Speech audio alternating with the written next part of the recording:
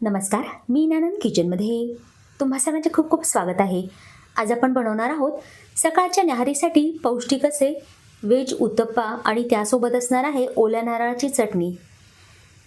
तुम्हालाही असा पौष्टिक नाश्ता बनवायचा असेल तर मग व्हिडिओ स्किप न करता पूर्ण बघा आणि व्हिडिओ आवडल्यास लाईक, शेअर आणि सबस्क्राईब नक्की करा. इथे आपले मऊ लुसलुशीत असे उत्तप्पे तयार आहेत आणि त्यासोबत आपण वाढली आहे ओल्या नारळाची चटणी. उत्तप्पा बनवण्यासाठी इथे आपल्याला डाळ तांदूळ भिजत घालायचे आहे. 1 वाटी उडीद डाळ आणि 3 वाट्या जाड तांदूळ घेतला आहे. तांदूळामध्ये 1 चमचा मेथी दाणा घातला आहे. 3 ते 4 वेळा तांदूळ आणि डाळ स्वच्छ धुवून 8 तासासाठी भिजत घालायची आहे आणि 8 तासानंतर आपल्याला मिक्सरला वाटून घ्यायचे आहे. त्यानंतर दोन्हीही एकत्र करून रात्रभर हे पीठ आपल्याला फर्मंट होण्यासाठी ठेवायचं आहे. दुसऱ्या दिवशी सकाळी तुम्ही पाहू शकतात पीठ मस्त फुलून आलं आहे, फर्मंट झालं आहे. याच तयार पिठापासून आपल्या आवडीनुसार आपण इडली, डोसा किंवा उत्तप्पा बनवू शकतो. उत्तप्प्यासोबत खाण्यासाठी आपण ओल्या नारळाची चटणी बनवणार आहोत. त्यासाठी एक मोठी वाटी भरून ओला नारळ घेतला आहे. नारळाची वरची साल काढून मी त्याला किसून घेतला आहे. त्यामध्ये 2 ते 3 चमचे डाळ्या घालायच्या आहेत. आवडीनुसार हिरवी मिरची आणि कोथिंबीर घातली आहे. चवीनुसार मीठ घालायचं आहे. तुम्हाला आवडत असेल तर अगदी थोडी साखर घालायची आहे. पाणी घालून इकडे आपण नारळाची चटणी मिक्सरला वाटून घेतली आहे. चटणीला तडका देण्यासाठी तडका पॅनमध्ये 1 चमचा तेल गरम करून त्यामध्ये पाव चमचा मोहरी, 1 चमचा उडीद डाळ, चिमूटभर हिंग, 1 सुकी लाल मिरची आणि 10 ते 12 कढीपत्त्याची पानं मस्त तडतडून घ्यायची आहेत. आता हा तडका आपल्याला चटणीमध्ये घालायचा आहे. अगदी झटपट अशी आपली ओल्या नारळाची चटणी इथे तयार झाली आहे. ही चटणी आपण डोसे, इडली यासोबतही खाऊ शकतो, पण आज आपण उत्तप्प्यासोबत ही चटणी वाढणार आहोत. तुम्हाला हवं असेल तर यामध्ये थोडं पाणी घालून तुम्ही अजून थोडी सरसरीत अशी ही चटणी बनवू शकता.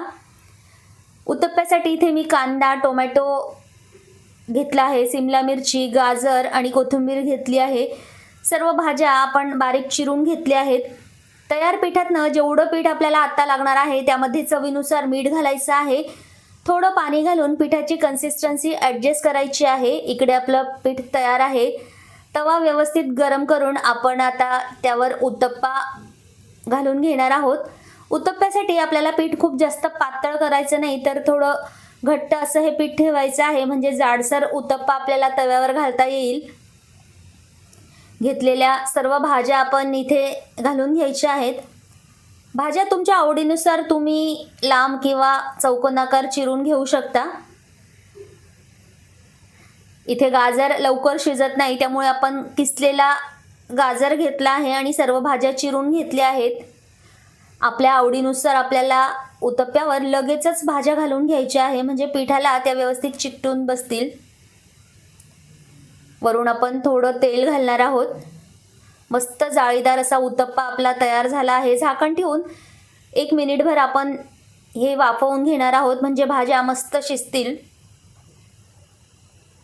अशा प्रकारे आपल्याला उलटणीच्या साहाय्याने भाज्या थोड्या प्रेस करून घ्यायच्या आहेत, म्हणजे त्या व्यवस्थित चिकटून बसतील. नंतर अलगदपणे आपल्याला उत्तप्पा पलटवून घ्यायचा आहे. दुसऱ्याही बाजूने पलटवून आपल्याला असं प्रेस करून घ्यायचं आहे. झाकण ठेवून वाफवल्यामुळे भाज्या अगदी लवकर शिजतात आणि तव्यावर पलटवून घेतल्यामुळेही त्या लवकर शिजतील. पुन्हा आपण उत्तप्पा पलटवून घेणार आहोत. अगदी झटपट आपला उत्तप्पा इथे तयार झाला आहे.